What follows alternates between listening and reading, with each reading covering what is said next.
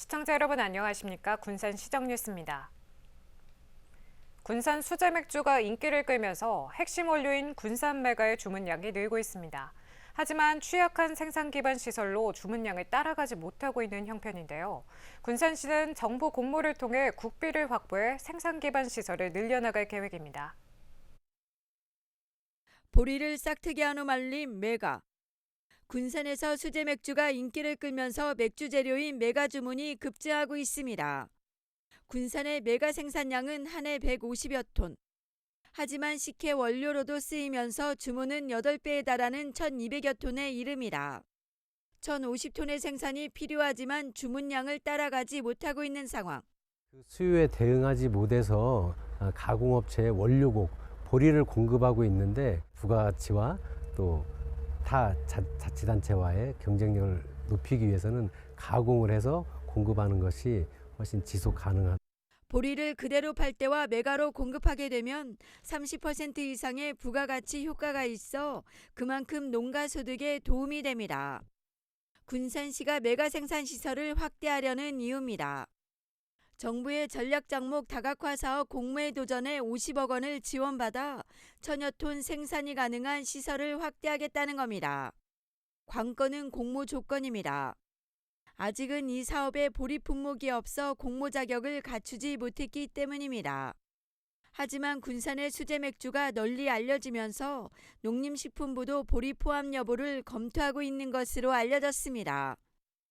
농림부의 전략작물 다각화 사업에 현재 보리는 빠져 있는데 보리도 포함해서 사업 신청이 가능하도록 지침 변경을 요구하고 있습니다.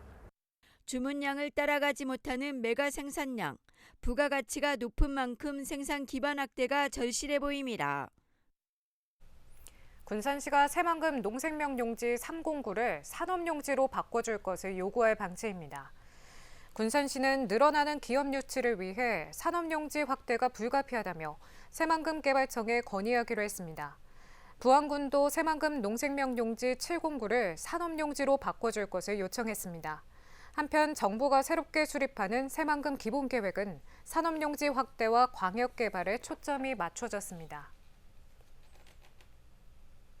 새만금 스마트 수변 도시와 개발하는 토지에 임대와 공공시설을 건축할 수 있는 근거가 마련됐습니다. 새만금 개발공사의 사업 범위를 확대하는 새만금 사업 추진과 지원에 관한 특별법 일부 개정안이 국회 본회의를 통과했습니다. 이에 따라 수변 도시와 개발 지역에 교육과 의료, 관광시설 등을 유치할 때 토지 임대를 적용할 수 있어 입주시설의 경제적 부담을 줄여줄 것으로 예상됩니다. 또 공공지원시설을 직접 건축해 안정적으로 정주민의 생활 여건을 개선해 나갈 수 있게 됐습니다. 한편 공기업인 한국토지주택공사와 제주국제자유도시개발센터는 이미 토지의 취득과 임대 등을 사업 범위에 포함해 추진하고 있습니다. 군산시가 주한미국 공여구역 주변 지역에 올해 5개 사업을 추진하고 있습니다.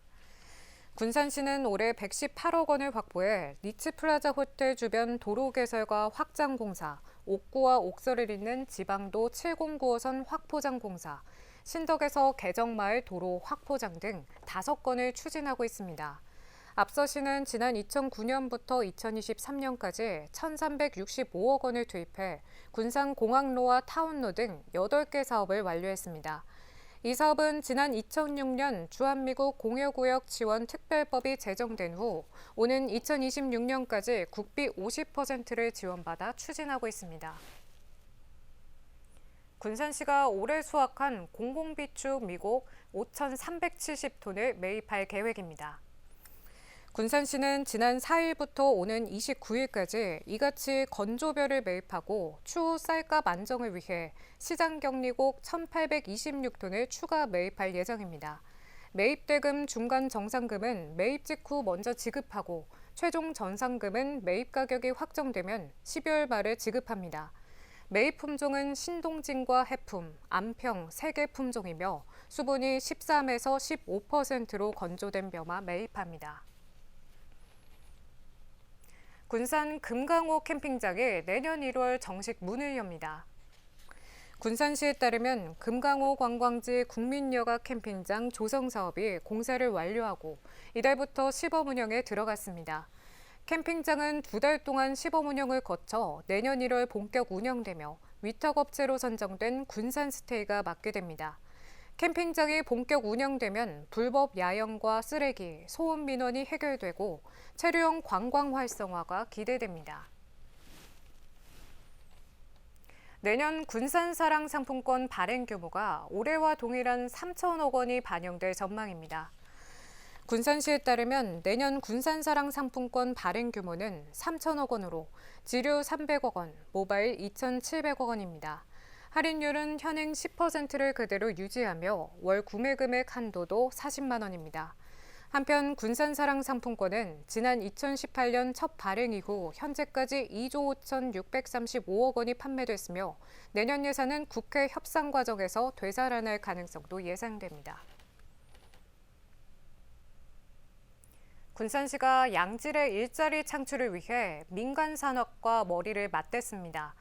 군산시는 여성인력개발센터와 청년틀, 전북산학융합원 등 25개 일자리 유관기관, 단체 대표 등이 참여한 가운데 일자리 민관산학협의체를 출범했습니다. 협의체는 정책위원회와 실무추진위원회를 구성해 일자리 정책을 체계적으로 추진할 예정입니다. 2차 전지 기업이 몰리는 새만금. 신산업 분야다 보니 양질의 인력 채용에 어려움을 겪고 있습니다. 군산의 대학들이 2년 전부터 기업이 원하는 맞춤형 인재 양성에 나섰지만 수요처 발굴이 쉽지 않은 상황.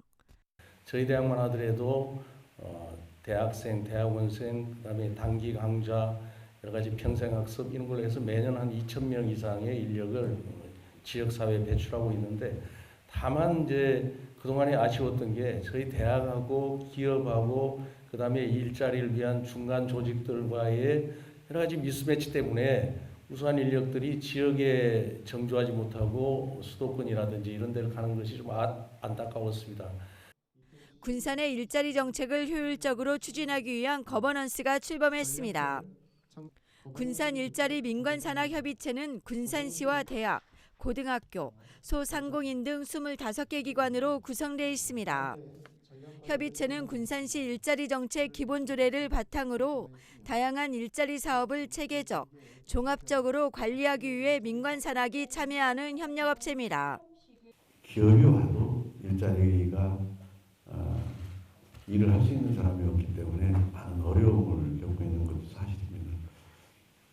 사실은 학교나 우리 기업체나 이런 모든 부분들에서 각자의 역할들을 그동안에 열심히 하는 것은 아닙니다. 그렇지만은 이렇게 거버넌스를 구축을 해서 해야만이 앞으로 우리 군산의 일자리 문제 여기 이들 기관들은 지역 산업에 맞는 맞춤형 취업 연계와 인력 양성을 위해 협력합니다.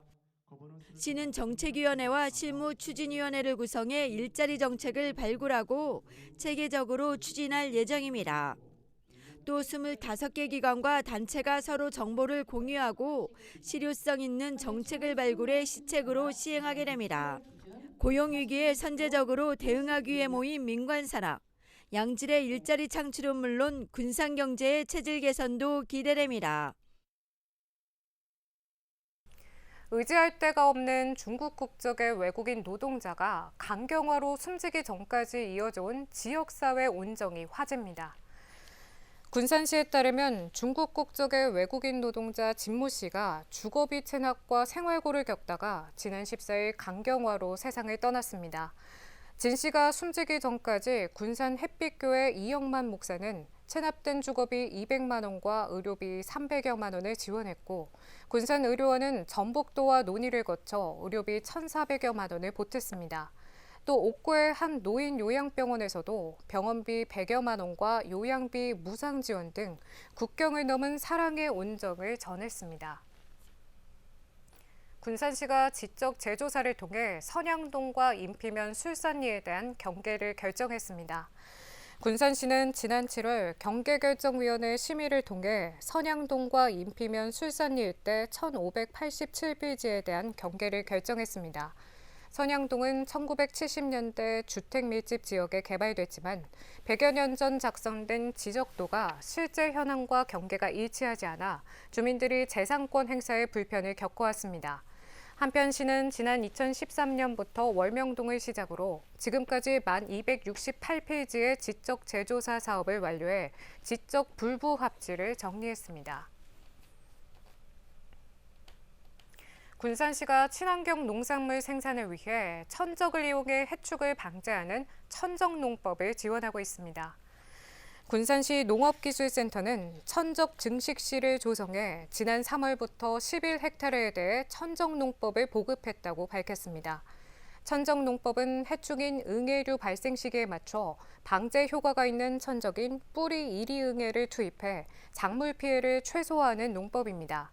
시는 천적농법이 관행적으로 사용하는 농약과 약재 저항성 증가로 해충 방제에 어려움을 겪고 있는 농가에 효과적인 대응이 될 것으로 기대하고 있습니다. 군산농업인대학이 올해 26명의 졸업생을 배출했습니다. 군산시 농업기술센터는 17번째 수료식을 갖고 스마트팜과 양념 채소 과정 전문 농업 경영인 26명을 배출했습니다. 군산농업인대학은 지난 3월부터 농업의 경쟁력 강화에 중점을 두고 40차례 170시간의 교육을 진행했습니다. 한편 군산농업인대학은 지난 2008년부터 올해까지 646명의 졸업생을 배출했으며 지역농업 인재 육성의 산실로 자리매김되고 있습니다. 군산시가 위생과 시설, 서비스 수준이 좋은 모범음식점 55곳을 선정했습니다. 군산시는 지난 9월부터 2달 동안 영업자 신청과 한국외식업중앙회 군산시 지부의 추천을 받아 심사를 거쳐 이같이 선정했습니다. 올해 신규 모범음식점 지정업소는 째보식당 본점으로 음식의 맛과 위생, 시설, 환경, 서비스 등 다양한 항목에서 높은 점수를 받았습니다. 지정된 업소는 모범업소 지정서와 영업시설 개선자금 우선융자, 상수도 사용료 30% 감면 등이 지원됩니다. 군산예술의 전당이 지역 예술가들과 문화 프로그램 운영자를 위한 내년 정기대관 신청을 받습니다. 군산예술의 전당은 다음 달 2일부터 닷새 동안 순번 예약 방식으로 정기대관 신청을 받습니다.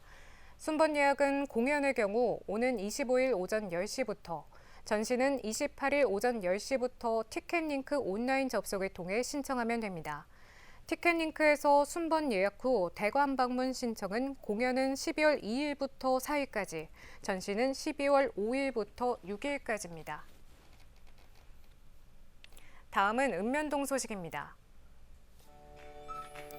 군산 팔마신협은 조총동 행정복지센터를 찾아 겨울이불 10채와 어부바 박스 10개를 기탁했습니다. 기탁된 물품은 저소득 독거노인 등 난방 취약 가구를 위해 사용될 예정입니다. 대야면을 소재한 원조 중화반점이 사랑의 짜장면 나눔 봉사를 진행했습니다. 원조 중화반점은 10월부터 총 3회에 걸쳐 관내 어르신 200여 명을 초대해 따뜻한 점심 식사를 대접했습니다.